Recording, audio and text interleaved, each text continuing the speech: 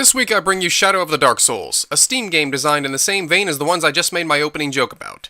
As if the title wasn't enough of an implication, this game wants to be in a special club reserved only for the hardcore Dark Soulsian audience. If that's your kind of thing, sit back and enjoy the review. If not, you've probably already made up your mind what you're going to spend $15 on. Well, you know me. If a game is about jumping and shooting and platforming, then I don't give a rat's parasite-ridden anus about the plot. In Titan Souls, you're some guy in a temple of sorts who is killing all the local titans. The game puts you right into the thick of things with the story being put together by you, the player, so it's entirely possible for two people's interpretations to be completely different. And I really like that. For instance, there's a boss who is called the legendary Titan Slayer, so I can infer it's possible that all Titans are former humans. Also, if you notice, this boss and the final boss are the only enemies where the names are in a completely readable language. Also, keep in mind, none of these Titans will attack you until the final two boss fights. You, the player, are the one initiating each battle. This disrupting the Titans where they seem to be at a peaceful state makes me feel like maybe we're the villain here. We are running around a temple devoid of any other intelligent life, killing the only other beings around after all. I had a lot of fun putting the pieces together in my head with this one. The game also succeeds in the atmosphere department. The overworld music is very serene. It's very calm and sounds like one of those Beauty of Nature CDs.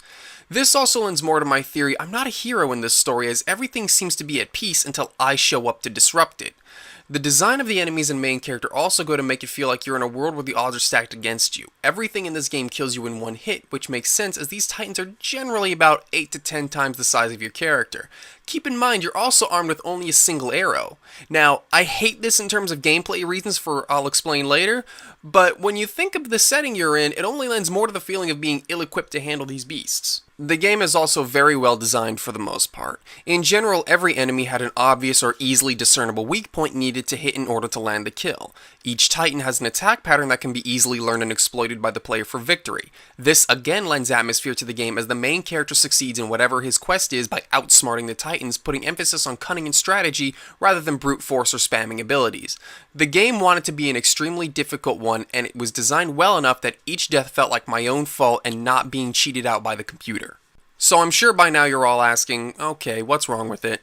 First, I would say a lack of variety in the combat. All the abilities you get in this game are taught in the first 10 seconds. You never advance any farther than a single arrow. I'm not against shallow mechanics in a game if it's expanded on well, however in this game most battles come down to a waiting game for the enemy to show off its weak point.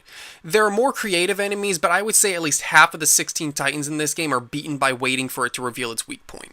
And as much as it wants to be a Dark Souls or a Shadow of the Colossus, it doesn't offer what those two games have: satisfaction. Most of the Titans I fought against, especially the later ones, have such small windows of opportunity to land the kill shot. You have to be the most cocaine-riddled, caffeine-addicted, twitchy neurotic to have the split-second timing necessary to win. While I could tell what I needed to do to win all the later battles in the game, it felt like luck rather than I outplayed the game or mastered its mechanics. The final fight in particular, I'm still not sure how I killed it. I fired random shots and for some reason the victory animation played.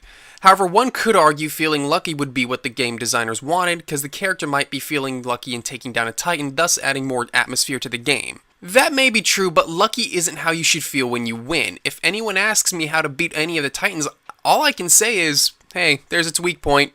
Hope you get the lucky shot. I really don't know if I recommend this game or not. I view myself as more of a casual everyman type of gamer, at least when it comes to these ones, and make my recommendations based on that. I don't feel a casual player would enjoy this game.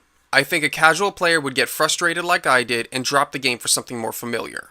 At the same time, I'm not sure if the more hardcore audience would get anything out of it either. I never got into Dark Souls like a lot of its cult following have, so while yes, the game is designed with a competent difficulty, it's not as satisfying to win as Dark Souls is. But there's enough there to make me think that type of audience would at least appreciate the thought put into this game.